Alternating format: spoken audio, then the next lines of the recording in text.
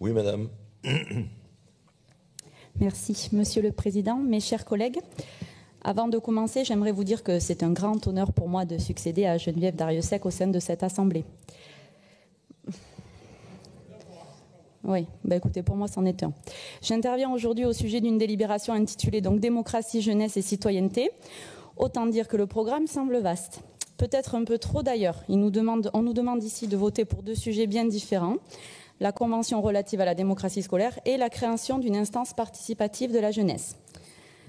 Certes, les deux sujets concernent l'engagement des jeunes, mais je ne crois pas qu'il soit coutume de regrouper des rapports au seul motif qu'ils abordent le même sujet. Bref. Si vous voulez bien laisser l'exécutif et l'administration de la région choisir au moment où vous arrivez, oui, ne vous inquiétez pas. Je me doutais qu'au vu de ma nouveauté, de ma jeunesse, j'allais avoir ce genre de réflexion. Mais peu importe, ce n'est pas le sujet. Je vais intervenir plus particulièrement sur la création de l'instance participative donc. Vous le savez, Monsieur le Président, sûrement mieux que moi, puisque je ne siégeais pas encore. Mon groupe avait présenté lors de la séance plénière du 13 décembre dernier par la voix de Laurence Faringle une motion intitulée « 2022, année européenne de la jeunesse en Nouvelle-Aquitaine ». À cette occasion, le Conseil régional avait majoritairement approuvé la proposition de créer un Conseil régional de la jeunesse dont les modalités auraient été discutées au sein d'un groupe de travail transpartisan. Depuis près d'un an, cet espace d'échange ne s'est pourtant pas tenu. Dans le texte qui nous est soumis, il n'est d'ailleurs fait état d'aucune concertation. Certes, dans les différents échanges que nous avons eus depuis, notamment en commission et aujourd'hui, nous avons été en partie rassurés car nous avons appris que des jeunes et des associations avaient bien été consultés. Bon, si les jeunes ont été consultés que lors d'un festival, ça me semble assez limité tout de moins. Nous aurions néanmoins aimé que cette concertation se fasse de manière plus formalisée et qu'elle inclue les élus régionaux dans leur pluralité. Nous vous aurions fait part à cette occasion d'un certain nombre d'interrogations que soulèvent les modalités proposées. J'en citerai 3. D'une part, les modalités de désignation au sein des différents collèges.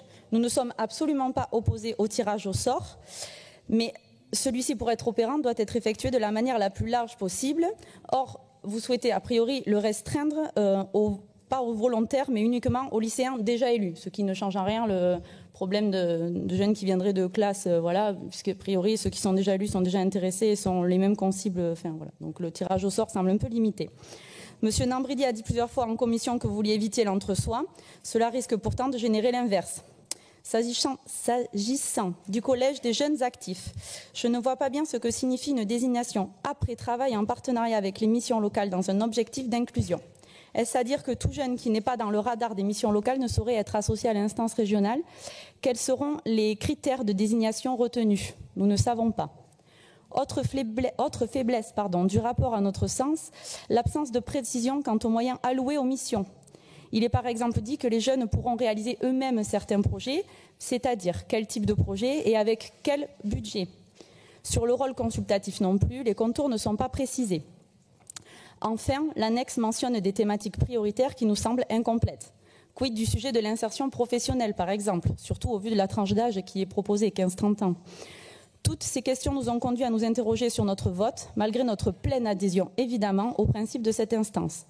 Vous le savez, nous avions envisagé de défendre l'idée d'une réécriture de l'annexe présentée dans le rapport, mais nous ne souhaitons pas que le lancement de cette instance soit repoussé.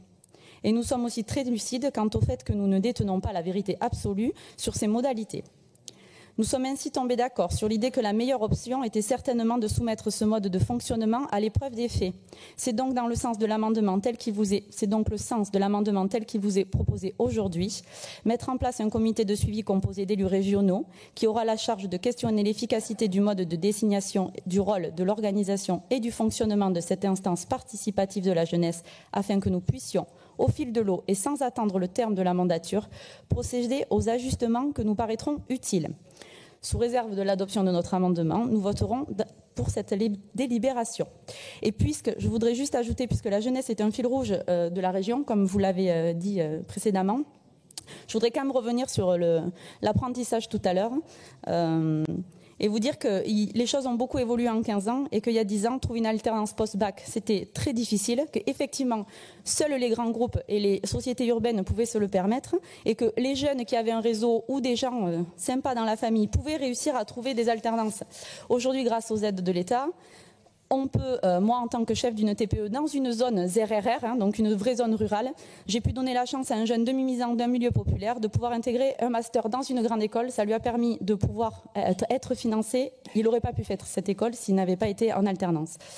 Donc je voulais faire ce point là-dessus parce que je trouvais qu'on était on a un peu survolé le sujet tout à l'heure. Et il n'y a pas que le financement de l'État, mais les OPCO financent bien la partie formation et c'est bien la taxe d'apprentissage qui la finance. Donc les entreprises participent encore au financement.